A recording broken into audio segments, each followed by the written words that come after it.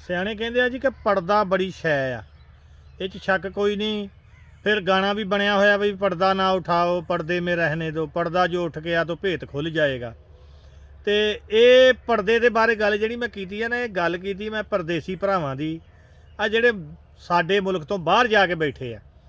ਕਦੀ ਵੀ ਬਾਹਰੋਂ ਬੈਠੇ ਆ ਇਦਾਂ ਦੀ ਗੱਲ ਨਹੀਂ ਕਰੀਦੀ ਜਾਂ ਇਦਾਂ ਦੀ ਵੀਡੀਓ ਨਹੀਂ ਲਾਈ ਦੀ ਜਿਹਦੇ ਨਾਲ ਤੁਹਾਡਾ ਇਮੇਜ ਇੱਧਰ ਪਾਕਿਸਤਾਨ ਦੇ ਵਿੱਚ ਡਾਊਨ ਹੋਵੇ, ਜਾਂ ਜਿਹਦੇ ਨਾਲ ਲੋਕ ਇਹ ਨਾ ਗੱਲ ਕਹਿਣ ਵੀ ਯਾਰ ਇਹ ਤਾਂ ਉੱਥੇ ਭੁੱਖੇ ਹੀ ਬੈਠੇ ਆ।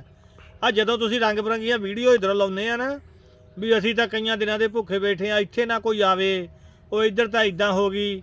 ਉਹ ਕਮਲਿਓ, ਤੁਸੀਂ ਬਾਹਰਲੇ ਮੁਲਕ 'ਚ ਬੈਠੇ ਆ, ਚਲੋ ਕੁਛ ਨਹੀਂ, ਚਾਰੇ ਬੰਨੇ ਜਾਂਦੀ ਦਿਖੇ, ਇਹ ਤਾਂ ਪਤਾ ਹੀ ਆ ਵੀ ਮੁੰਡਾ ਬਾਹਰ ਆ।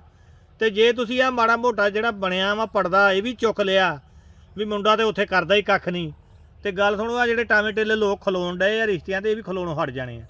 ਇਸ ਕਰਕੇ ਇਦਾਂ ਦੀ ਵੀਡੀਓ ਨਾ ਪਾਵੋ, ਕਦੀ ਵੀ ਉਹੋ ਜਿਹਾ ਕੰਮ ਨਹੀਂ ਕਰੀਦਾ ਜਿੰਨਾ ਬੰਦੇ ਦਾ ਪਰਦਾ ਹੀ ਚੱਕਿਆ ਜਾਵੇ।